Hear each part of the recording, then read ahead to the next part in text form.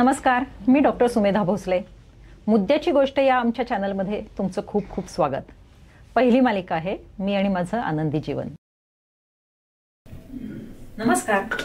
मागच्या एपिसोडमध्ये आपण डॉक्टर नीरज अडकर यांच्याकडून गुडघेदुखी, गुडघे प्रत्यारोपण शस्त्रक्रिया म्हणजे नी जॉईंट रिप्लेसमेंटची सर्जरी याविषयी माहिती घेतली. आता या एपिसोडमध्ये हिप जॉईंट रिप्लेसमेंट सर्जरीची माहिती घेणार आहोत. त्यासाठी पुन्हा डॉक्टर आपल्यासाठी उपलब्ध आहेत. नमस्कार डॉक्टर, तुमचं खूप खूप स्वागत. थँक्यू.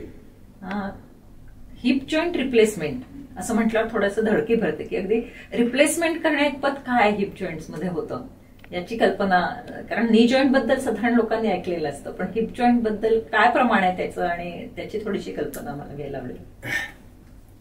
जॉईंट रिप्लेसमेंट, खुब्याचा जो सांधा आहे तो बॉल अँड सॉकेट जॉईंट आहे. तर याच्यामध्ये मी एका मॉडेलच्या द्वारे आपल्याला इथं दाखवू इच्छितो. म्हणजे हा जॉईंट आहे, हे फिमर बोन आहे, थाय बोन, हे खुब्याचा म्हणजे कमरेचा हाड आपण म्हणतो त्याच्यामध्ये हा बसवलेला असतो आणि त्याच्यामध्ये ही मुवमेंट होत असते सगळी. तर ह्याच्यामध्ये हाडावरती हा जो ब्लू कलरचा जो लेअर दिसतो त्याला कार्टिलेज म्हणतात. तर कार्टिलेज सांध्याची हालचाल ते स्मूथ करण्याचं काम ते करत असतो. तर आता खुब्याचा सांधा ज्यावेळेस आम्ही चेंज करतो, ज्यावेळेस हा खराब झालेला असतो जॉईंट, तर त्यावेळेस हा खराब झालेला जॉईंट जो आहे तो अशा प्रकारे होतो. म्हणजे त्याचं कार्टिलेज सगळं निघून गेलेलं असतं आणि ते एकमेकावरती त्यामुळे मुवमेंट होत असताना घर्षण होतं आणि त्याच्यामुळे ते दुखायला लागतं. तर कार्टिलेज आपल्या प्रत्येक सांध्यामध्ये कार्टिलेज असतं. अगदी हा बोटाचा जरी सांधा म्हटला तरी बोनचा शेवटचा पोर्शन कार्टिलेजनी कव्हर झालेला असतो आणि त्या कार्टिलेजचं काम असतं की आपल्या सांध्याची हालचाल घर्षण विरहित करायची.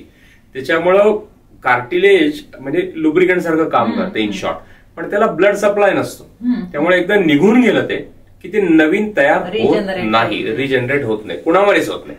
तर आपल्या स्किनला पण ब्लड सप्लाय, आपल्याला इथं मार लागला तर रक्त येईल, पण त्याच रक्तात नवीन सेल्स तयार होतात आणि 8-10 दिवसात आपली स्किन भरून येते. पण तसं या कार्टिलेजच्या बाबतीत नाही होत. एकदा निघून गेलं की ते नवीन तयार होत नाही, कुणावरच होत नाही.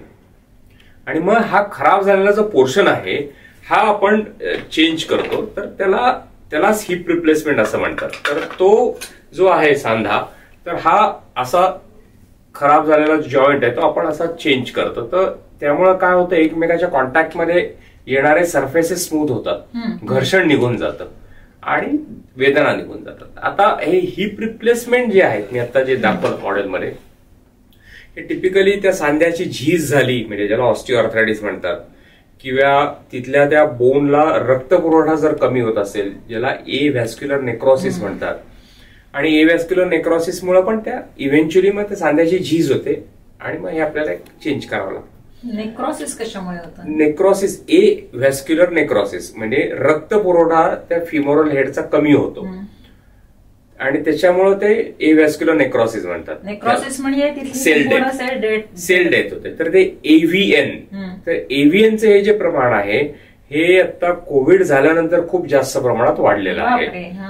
तर कोविडमध्ये बऱ्याच लोकांना स्टिरॉइड्स दिले गेले किंवा काय रेमडेसिवीर झालं, तर हे त्या काळामध्ये तिथं काय डॉक्टरांना द्यावं लागलं कारण ते त्यांना तिथं वाचलं, लाईफ सेव्हिंग होतं म्हणून. पण त्यांनी ते जे काही साईड इफेक्ट झाले, कोॲग्युलोपॅथीज झाल्या, त्याच्यामुळं हे एव्हीएनचं प्रमाण एकदम असं सर्ज झालं पोस्ट कोविड. आणि हे 22, 23, 24 ह्या 3-4 वर्षामध्ये हिप रिप्लेसमेंटचं प्रमाण प्रचंड वाढलं त्याच्यामुळं. तर आता परदेशामध्ये जर बघायला गेलं तर जवळपास एक 60-70% म्हणजे टोटल रिप्लेसमेंट जर बघितलं तर 60%-70% हिप रिप्लेसमेंट होतात आणि 30% नी रिप्लेसमेंट होतात. इंडियामध्ये ते एक्झॅक्टली रिव्हर्स आहे. 70-75% नी रिप्लेसमेंट असतात आणि 20-25-30% हिप रिप्लेसमेंट असतात. प्रोटेक्शन आहे इंडियन लाईफस्टाईल. हा, इंडियन याच्यामध्ये हिप्स जे आहेत, हिपची झीज व्हायचं ऍक्च्युली प्रमाण कमी आहे as compared to western population. पण त्याच्यामध्ये जे आहेत म्हणजे एव्हीएनचं मी तुम्हाला बोललो किंवा झीज झाली, तर हे त्याचे काय स्टेजेस आहेत. म्हणजे एव्हीएन जर कॅटेगराईज करायला गेलं आपण तर स्टेज 0 to स्टेज 5 असं आपण हे करू, पण ते स्टेज 3, स्टेज 4 पर्यंत रिप्लेसमेंट सांगितलं जात नाही. पण मागच्या एपिसोडमध्ये आपण बोललो की ते लोक डॉक्टरांकडे जायला घाबरतात, त्यांना असं वाटतं की लगेच ऑपरेशन सांगतील. ऍक्च्युली अर्ली स्टेजमध्ये जर ट्रीटमेंट चालू झाली एव्हीएनची, एव्हॅस्क्युलर नेक्रोसिसची, तर ऑलमोस्ट एक 70-80% लोक काही गोळ्या इंजेक्शन यांनीच बरे होतात. अच्छा, म्हणजे एव्हीएन म्हणजे अव्हॅस्क्युलर नेक्रोसिस, म्हणजे तिथे रक्तपुरवठा कमी झाल्यामुळे तिथल्या ज्या पेशी आहेत त्या मरतात. बरोबर. आणि तुम्ही औषधांनी तिथला रक्तपुरवठा मग सुरळीत करता का? नाही, काय होतं की एव्हीएन मध्ये ज्यावेळेस हाडाला ज्यावेळेस तो रक्तपुरवठा कमी झालेला असतो तर तो तिथं सेल डेथ होते, पण त्या बोनवरचा जो कार्टिलेज आहे, ओके, सो तो त्याचा शेप, त्या फिमर हेडचा शेप जोपर्यंत व्यवस्थित आहे तोपर्यंत खुब्याचा सांधा तुमचा व्यवस्थित काम करेल. पण ज्यावेळेस पेशंट ह्याच्याकडे दुर्लक्ष करतो, डॉक्टरांकडे उशिरा जातात, त्यावेळेस ज्यावेळेस तिथे सेल डेथ होते त्या बोनची आणि त्याकडे दुर्लक्ष झाल्यामुळे त्याच्यावरचं कार्टिलेज कोलॅप्स होतं, मग तो हेड डिफॉर्म होतो. Any human joint is like a machine. त्याचं वरचा बोन आणि हे याचा शेप परफेक्ट मॅच झाला पाहिजे, पण ते मिसमॅच झालं की तो जॉईंट व्यवस्थित काम करत नाही. सो ज्यावेळेस सुरुवातीच्या स्टेजमध्ये पेशंट येतो त्यावेळेस गोळ्या, औषधं, इंजेक्शन्स यांनी ते एव्हीएन प्रोग्रेस व्हायचं आपण कंट्रोलमध्ये ठेवू शकतो. पण ही योग्य ट्रीटमेंट जर झाली नाही अर्ली स्टेजमध्ये तर मग तो प्रोग्रेस होतो, मग तो सांधा झिजतो आणि मग तिथं रिप्लेसमेंट करायला आपल्याला पर्याय नसतो. मग आता फिमर नेक वरती काही प्रॉब्लेम येऊन तिथे फ्रॅक्चर होतं असं काही होतं का त्याच्यामुळे?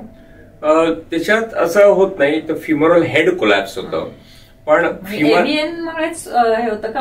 फिमर म्हणजे मांडीचा हाड ना? हो, बरोबर. त्याच्या नेक मध्ये फ्रॅक्चर होतं आणि मग काही पुढे प्रोग्रेस असं होतं का? नाही, त्याच्यात फिमर हेडमध्ये सबकॉन्ड्रल म्हणजे कार्टिलेजच्या खालचं बोन जे आहे ते फ्रॅक्चर होतं, त्याला सबकॉन्ड्रल फ्रॅक्चर म्हणतात. फिमर नेकचं फ्रॅक्चर आपण जे म्हणलात की त्याच्यामध्ये एस्पेशली हे उतार वयामध्ये बघायला मिळतं. पाय घसरून पडले आजी आजोबा कोणतरी आणि ते तिथं फ्रॅक्चर नेक फिमर होतं आणि नेक रिजनला फ्रॅक्चर झाल्यामुळं तो फिमर हेडला जाणारा ब्लड सप्लाय सगळं कट ऑफ होतो आणि ते फ्रॅक्चर कधीच भरत नाही. म्हणजे त्याला ऑपरेट करण्याशिवाय पर्याय नसतो. खुब्याच्या हाडाला जर फ्रॅक्चर झालं तर oldest patient I operated for fracture neck femur 104 years old. 104. तिसऱ्या दिवशी चालत घरी गेले बाबा. मला हा प्रश्न परत विचारला जातो की या वयात हे ऑपरेशन होऊ शकतं का? मी त्यांना नेहमी सांगतो पेशंटच्या नातेवाईकांना, आणि हा कन्सर्न जेन्युइन आहे अगदी, की घरात आजी आजोबा आपण पण ते कसं असतं की त्यांना ऑपरेशन सहन होईल का किंवा, तर ऍक्च्युअल ऑपरेशन जे आहेत म्हणजे हे खुब्याचा हाड फ्रॅक्चर झालं तर त्याला ऑपरेशन शिवाय पर्याय नसतो, पण ते ऑपरेशन त्यांना सहन होईल का हे विविध तपासण्या करून खात्री केली जाते. ऑलवेज टेल रिलेटिव्ह की age is just a number.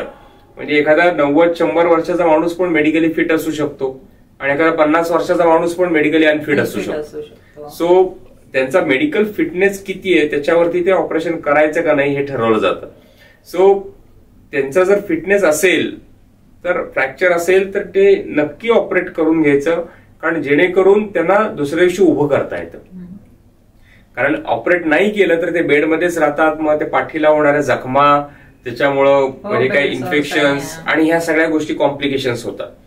तर हा एक नेहमी मी सांगतो, गाईड करतो की सायंटिफिक अप्रोच ठेवा. म्हणजे इथं डॉक्टरच्या खुर्चीत बसून मला काय चांगलं वाटतं हे मी बोलू नये आणि नातेवाईकांनी त्यांना काय चांगलं वाटतं ते त्यांनी बोलू नये. पेशंटच्या दृष्टीने जे चांगलं आहे, योग्य आहे त्याचा नेहमी डिसिजन सायंटिफिक हवा. बरोबर आहे.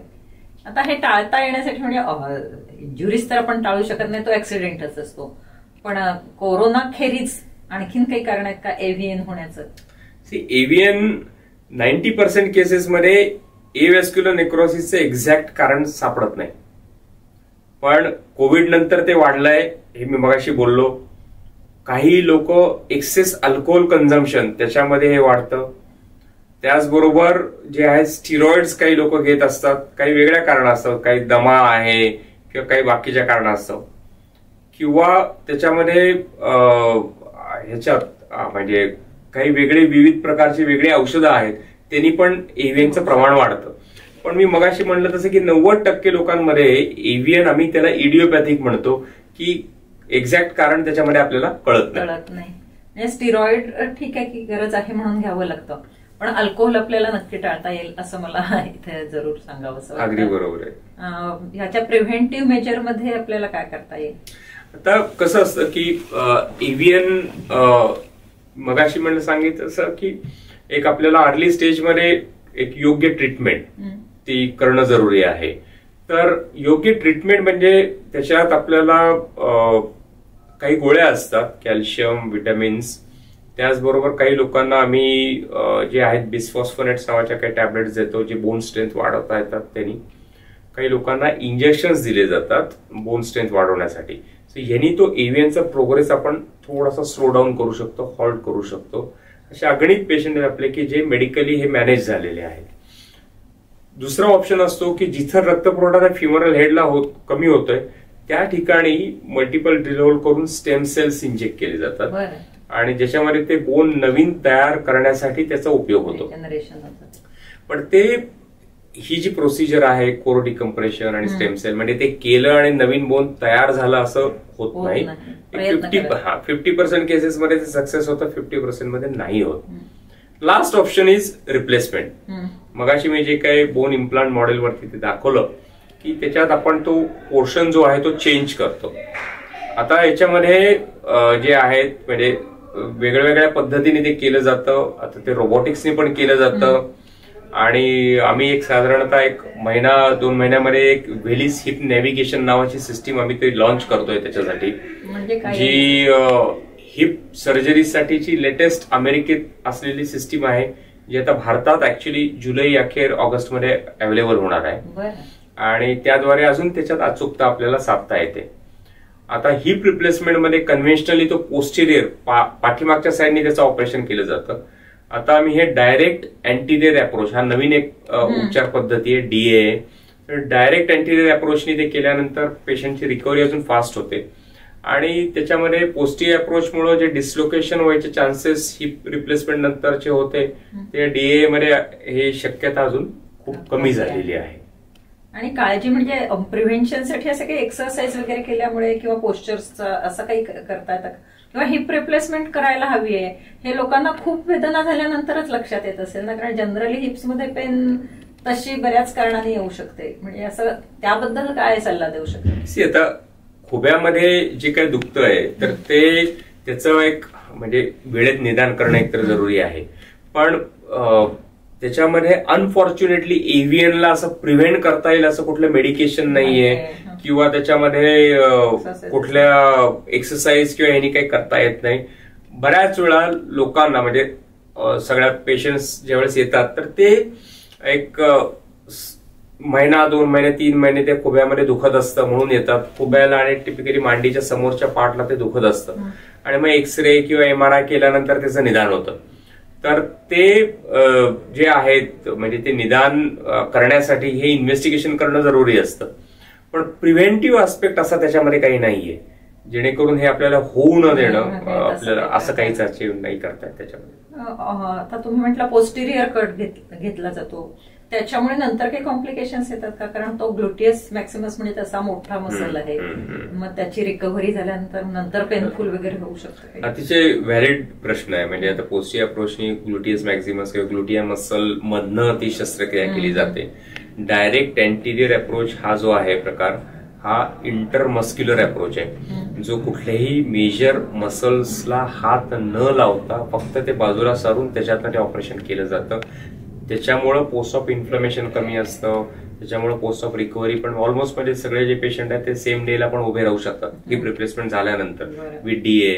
सो आणि त्याच्यामध्ये म्हणजे डिस्चार्ज पण आपल्याला लवकर करता येतो. सो हे 2 ड्रास्टिक त्याच्यात म्हणजे आहेत की आपल्याला इंटरमस्क्युलर अप्रोच आहे डीए, मसल्स कट न करता येतो आणि छोट्या जागेत न होतो म्हणजे इन्सिजन पण त्याला छोटा लागतो. म्हणजे ही पुढची इम्प्रुव्हमेंट आहे मेडिकल सायन्सनी जास्तीत जास्त पेशंटला कसा नंतर पोस्ट ऑपरेटिव्ह त्रास होऊ नये यासाठी लागलेला हा शोध आहे. अतिशय आधुनिक तंत्रज्ञान आहे ना मला वाटतं. बरोबर, आपल्याला अतिशय आधुनिक तंत्रज्ञानाची माहिती मिळालेली आहे. गुडघ्याच्या शस्त्रक्रियेला आणि या शस्त्रक्रियेला साधारण खर्च किती येतो? त्याच्यावरती इम्प्लांट कुठला आपण वापरतो त्याच्यावरती असतो. पण साधारणतः 1-1.5-2 लाख रुपये खर्च असतो. हिपमध्ये थोडासा खर्च जास्त होतो कारण हिपची इम्प्लांट जे आहेत ते थोडेसे कॉस्टली असतात पण कुठल्या वयामध्ये ते शस्त्रक्रिया केली जाते त्यानुसार तो इम्प्लांट ठरवला जातो. त्याच्यात एक सिमेंटेड आणि अनसिमेंटेड असे 2 प्रकार असतात. पण अनसिमेंटेड इम्प्लांट सध्या जास्त वापरले जातात आणि त्यात परत सिरॅमिक पद्धतीचा जो जॉईंट आहे तो वापरला जातो. तर सिरॅमिक ऑन हाय डेन्सिटी पॉलिथिलिन जो आहे ते वापरल्यानंतर त्या इम्प्लांटचं साधारणतः एक 30-35 वर्ष आयुष्य आहे. सो त्याच्यामुळं हाय क्वालिटी इम्प्लांट्स वापरून ह्या शस्त्रक्रिया नेहमी कराव्यात. पेशंटला अजून एक हा सल्ला देतो म्हणजे नी आणि हिप रिप्लेसमेंट करणाऱ्या पेशंट्सना की तुम्ही सेमी प्रायव्हेट किंवा डिलक्स वॉर्डमध्ये नका राहू. तिथे तुम्हाला 2-3 दिवसच राहायचंय. तो पैसा सगळा तुम्ही इम्प्लांटवरती खर्च करा कारण तो इम्प्लांट पुढे तुम्हाला 25-30 वर्ष 40 वर्ष काम करणार आहे. सो लोकांनी पण जर फायनान्शियल कन्सेंट असतील तर ते प्रिऑरिटीज करणं जरुरी आहे. तुम्ही खर्च कशावर करताय ते. त्यामुळं coming back to the original point तिथं इम्प्लांट जो आहे तो चांगल्या क्वालिटीचा वापरणं अत्यंत महत्वाचं आहे.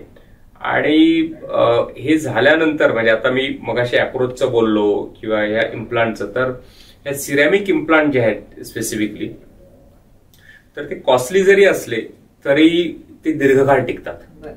त्याच्यामुळं हे जे आहेत हिप जॉईंटचे म्हणजे आपण गुडघ्याचा जर विचार केला नी रिप्लेसमेंटचा तर त्याच्यामध्ये जे आहेत उतार वयामध्ये तो प्रॉब्लेम बघायला मिळतो.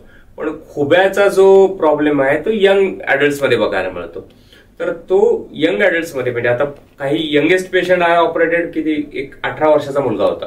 पूर्णपणे हिप त्याचा खराब झालेला होता. कशामुळे 18 वर्ष त्याच म्हणजे ह्याला असंच एव्हीएन झालं आणि खराब झालं त्याच्यात. पण ह्या सगळ्या गोष्टीमध्ये म्हणजे आता जर एक आणि अदरवाईज मग 25, 30, 35 त्या वयोगटातले हे पेशंट्स असतात सगळे यंग आर्थरायटिस. पण मग त्यांच्या पुढे कमीत कमी एक 60-70 वर्षाचं आयुष्य असतं. म्हणजे आपल्याला इम्प्लांट असाच बसवला पाहिजे की तो जास्तीत जास्त टिकेल. येस तो सिरॅमिक इम्प्लांट बसवलंय आणि ते पण चांगल्या क्वालिटीचे चांगल्या कंपनीचे तर ते दीर्घकाळ टिकतात. नक्कीच इम्प्लांट तर चांगल्या क्वालिटीचाच असायला पाहिजे कारण तिथे कॉम्प्रोमाइज करण्यात अर्थ नाही. डॉक्टरही तज्ज्ञ असायला पाहिजे तिथेही कॉम्प्रोमाइज करता येणार नाही. फक्त आपल्याला कॉम्प्रोमाइज करता येईल की स्पेशल वॉर्ड हवा की स्पेशल रूम हवा की जनरल वॉर्ड हवा. आणि मला असं वाटतं हल्ली बऱ्याच बँक्स लोन्स वगैरेही देतात. त्यामुळे हा तो एक वेगळा विषय आहे ऑल टुगेदर. पण त्याच्यामध्ये हे जे इम्प्लांट्स आणि ह्याच्या आपण जे बोलत होतो की म्हणजे सुमेधाजी मला सांगायला आनंद होतो की डे 1 पासून आम्ही जे काही इम्प्लांट साईश्रीमध्ये आम्ही आता वापरले आतापर्यंत तर ते सगळे US FDA अप्रूव्ड इम्प्लांट्सच आहेत.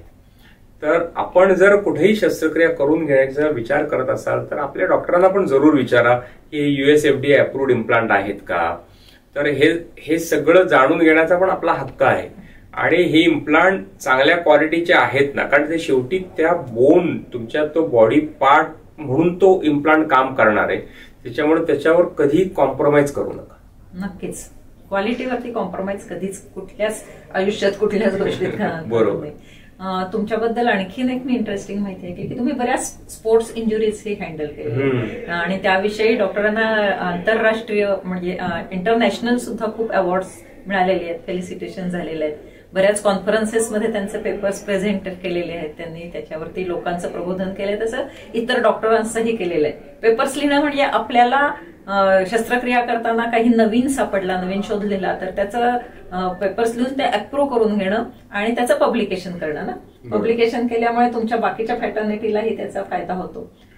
तर त्याबद्दल काही आम्हाला सांगता येतील का कॉमन इंजुरीज स्पोर्ट्स इंजुरीज काही इंजुरीज सी आता स्पोर्ट्स पर्सन ज्यावेळेस येतात आमच्याकडे त्यावेळेस प्रामुख्याने गुडघ्याचे आणि शोल्डर इंजुरीज खूप जास्त बघायला मिळतात.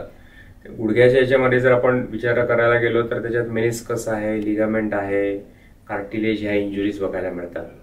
आणि ते त्या ग्रेडनुसार कुठल्या स्टेजमध्ये ती इंजुरी आहे काय आहे त्यानुसार ती ट्रीटमेंट ठरवली जाते. त्याच्यामध्ये जे आहेत म्हणजे शोल्डरमध्ये पण काही लॅब्रम इंजुरीज असतात, रोटेटर कफ मसल इंजुरीज असतात.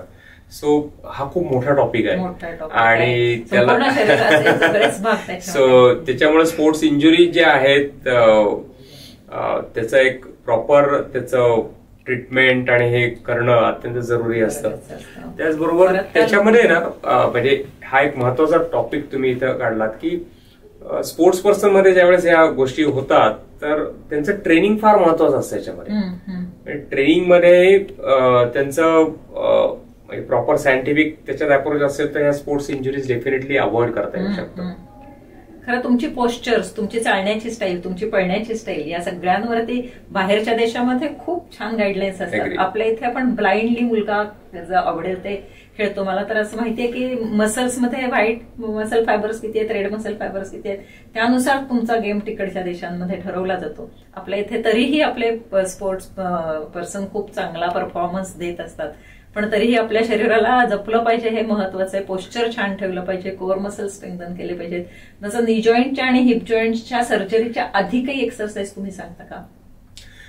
प्रीहॅब नावाची एक कन्सेप्ट असते. म्हणजे आता सपोज तुम्ही हिप रिप्लेसमेंट किंवा नी रिप्लेसमेंट करायचं ठरवलंय, फॉर दॅट मॅटर काय ACL सर्जरी असेल, आणि तर त्याच्यामध्ये ऑपरेशनच्या आधी काही स्पेसिफिक त्या जॉईंटच्या सराउंडिंग जे मसल्स असतात त्याची एक स्ट्रेंथनिंग करायची. कारण ज्यांची स्ट्रेंथ जी चांगली असेल ऑपरेशनच्या आधी मसल स्ट्रेंथ, तर ऑपरेशन नंतरची त्यांची रिकव्हरी पण फास्ट होते. सो हे प्रीहॅब आम्ही काही सिलेक्ट पेशंट्स मध्ये सांगतो आणि त्याचा डेफिनेटली उपयोग होतो. आणि रिहॅब तर फिजिओथेरपिस्टची ट्रीटमेंट नंतर मला वाटतं जवळजवळ महिनाभर सगळ्यांनाच करायलाच लागते. त्यामुळे व्यायामाचं महत्व ऑपरेशनच्या आधी, ऑपरेशनच्या नंतर, आणि ऑपरेशन करायचं नसेल तरी लाईफस्टाईल छान ठेवण्याच्या दृष्टीने अनन्यसाधारण आहे. हा एक महत्वाचा मेसेज आहे. बरोबर. तसंच वजनही आपल्याला नियमित ठेवायचं आहे. मी पुन्हा पुन्हा तुम्हाला सांगते की आमचा व्हॉट्सअपचा वेट लॉस प्रोग्राम खूप इफेक्टिव्ह आहे, स्टेटस हेल्थ क्लबचा. मी स्वतः मेडिकल अस्पेक्ट्स ऑफ ओबेसिटी म्हणजे शरीराच्या विविध भागांवर लठ्ठपणामुळे होणारे दुष्परिणाम याच्यामध्ये जर्मन युनिव्हर्सिटीमधून PhD केलेलं आहे. आणि बऱ्याच प्रमाणामध्ये आम्ही प्रिव्हेंटिव्ह मेजरवरती हे हिप जॉईंटसाठी आणि नी जॉईंटसाठी, हिप जॉईंटसाठी फारसं करता येत नाहीच, पण नी जॉईंटसाठी आम्ही वेगवेगळे एक्सरसाइज सुचवतो. शक्यतो आम्ही वेट लॉस करून घेतो आणि आम्ही वेट लॉस करताना ना क्लायंट्सना एज्युकेट करतो. म्हणजे असा कुठला तरी फॅन्सी वेट लॉस प्रोग्राम देत नाही. त्याच्यामध्ये मसल्सची स्ट्रेंथ कशी वाढली पाहिजे, फॅट पर्सेंटेज कसं कमी, म्हणजे वेट लॉस म्हणजे फॅट लॉस असायला पाहिजे असं आम्ही इन्सिस्ट करतो. आणि कोरचे एक्सरसाइज आम्ही शिकवतो. मला असं नेहमी वाटतं की कोरचे एक्सरसाइज खरं तर शालेय अभ्यासक्रमामध्ये इन्क्लूड करायला हवेत, म्हणजे शरीराचं वजन ह्या लोड बेरिंग सांध्यांवर यायचं नाही, असंही मला नेहमी वाटतं. बरोबर. नी जॉईंटच्या बाबतीमध्ये पुन्हा खरं तर आपला हा एपिसोड हिप जॉईंटच्या बाबतीमध्ये झालेला आहे, पण नी जॉईंटचे पेशंट्स इतके वाढलेले आहेत सध्या, तर अजून तुम्ही काही प्रिव्हेंटिव्ह बद्दल काही कल्पना दिली किंवा त्याच्या रचनेनुसार जर काही तुम्हाला काही सांगता आलं तर पुन्हा एकदा लोकांचं ते रिव्हाइज होईल आपल्या या हिप जॉईंटच्या एपिसोडमध्ये. आपण मागच्या एपिसोडमध्ये गुडघ्याच्या संदर्भात ज्यावेळेस बोलत होतो त्यावेळेस ते आपण म्हणलं होतं की एक्सरसाइज आहे किंवा थोडासा त्रास होत असेल तर लवकर त्याचं निदान करून घेणं झालं, आणि वजन आटोक्यात ठेवणं आपण जसं सांगितलं, तर ते असं सोप्या शब्दात सांगितलं जातं. सांगायचं झालं तर ते काय म्हणतात, तूच आहे तुझ्या जीवनाचा शिल्पकार. तुम्ही संतुलित आहार आणि नियमित व्यायाम या दोन गोष्टींना पर्याय नाही. अगदी महत्वाचा एकदम सोपा मेसेज आहे हा. तुम्ही स्वतःसाठी दररोज एक अर्धा पाऊण तास काढा. त्याचबरोबर तुम्ही काय खाता हे अतिशय महत्वाचं आहे. म्हणजे त्याच्यामध्ये आणि काय खाता आणि कुठल्या वेळेला काय खाता हेही महत्वाचं आहे. तुमचं रात्रीचं जेवण आणि झोप याच्यामध्ये 3 तासाचं अंतर कमीत कमी ठेवा. या छोट्या छोट्या गोष्टी आहेत, फॉलो करा. मग डॉक्टरांकडे कमी जावं लागेल तुम्हाला. आहाराविषयी आपण एक वेगळा एपिसोड घेणारच आहोत, कारण नी जॉईंट आणि हिप जॉईंट मध्ये आता मगाशी आपण बोललो की पाय घसरून आजी किंवा आजोबा पडले आणि त्यांना हिप जॉईंट शस्त्रक्रिया करायला लागली. त्याच्यामध्ये ऑस्टिओपोरोसिस हा सुद्धा एक महत्वाचा भाग आहे, म्हणजे हाडांची ठिसूळता.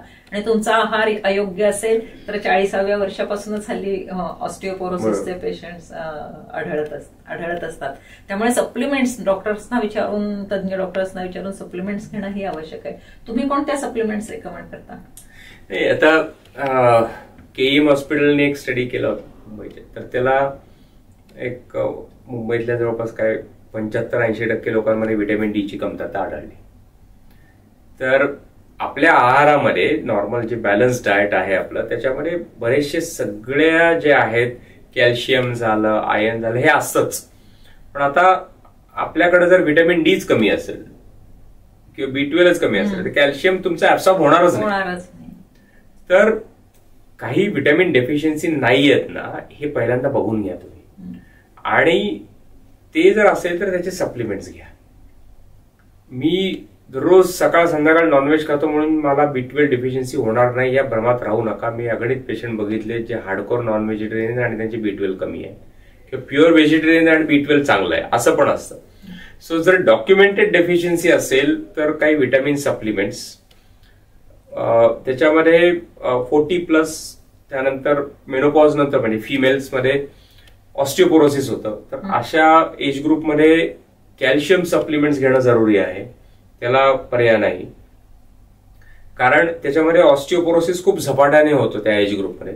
म्हणजे असं एका स्टडीमध्ये बघायला मिळालं होतं की एक सरासरी 45 ते 50 या वयोगटामध्ये मेनोपॉज जर आला आणि एक सरासरी आयुर्मान आपण जर म्हणलं की 80 आहे, तर 45 ते 80 या स्पॅनमध्ये जेवढा ऑस्टिओपोरोसिस होणार आहे त्याच्यातला जवळपास 50% ऑस्टिओपोरोसिस हा 45 ते 50 ह्या एज मध्येच होणार आहे, म्हणजे मेनोपॉज झाल्यानंतर पहिल्या 5 वर्षामध्ये. तर त्या एज मध्ये आपल्याला ऑस्टिओपोरोसिस अग्रेसिव्हली ट्रीट करावा लागतो. तो होऊ न देणे अत्यंत जरुरी आहे. म्हणजे ऑस्टिओपोरोसिस हा इतका मोठा विषय आहे आणि गहन विषय आहे, त्याला सायलेंट डिसीज असं म्हणलं जातं. आणि म्हणजे मगाशी आपण म्हणलं जसं की खुब्याच्या हाडाचं फ्रॅक्चर झालं, हे ऑस्टिओपोरोसिसमुळे होतं. कारण त्याच्यामध्ये तरुण माणूस जर पडला तर फ्रॅक्चर नाही होणार, पण ऑस्टिओपोरोसिसमुळे हाडं ठिसूळ होतात, त्याच्यामुळं ते फ्रॅक्चर होतं. तर त्याचे विविध प्रकार आहेत, हे सगळे इलॅबोरेट करणं डिफिकल्ट आहे आता. पण बाय अँड लार्ज त्याच्यासाठी एक calcium, vitamin D supplements, osteoporosis थोडंसं जास्त असेल तर काही वेगळ्या गोळ्या असतात, काही नेझल स्प्रे असतात, काही इंजेक्शन्स असतात, अशी वेगळे ट्रीटमेंट ऑप्शन्स आहेत ऑस्टिओपोरोसिससाठी. इट्स अ सायलेंट डिसीज, तो लक्षात येत नाही, पण त्याचं कॉम्प्लिकेशन झाल्यानंतरच लक्षात येतं की ऑस्टिओपोरोसिसमुळे झालंय ते. तर रेग्युलर डेक्झा स्कॅन किंवा बोन डेन्सिटी हे चेकअप एस्पेशली सिनियर सिटीजन्सनी करून घेणं जरुरी आहे.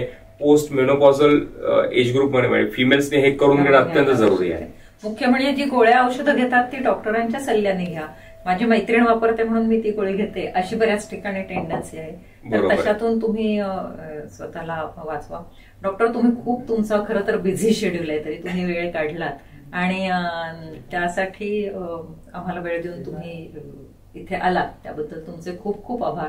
पुन्हा आम्ही तुम्हाला नक्की बोलावणार आहोत आणखीन एपिसोडसाठी.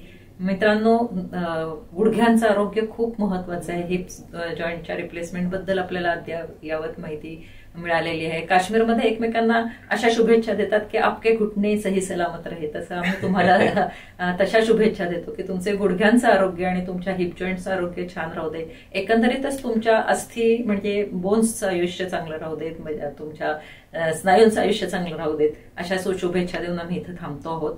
आमच्या चॅनेलला तुम्ही सबस्क्राईब करा, शेअर करा आणि लाईक करा.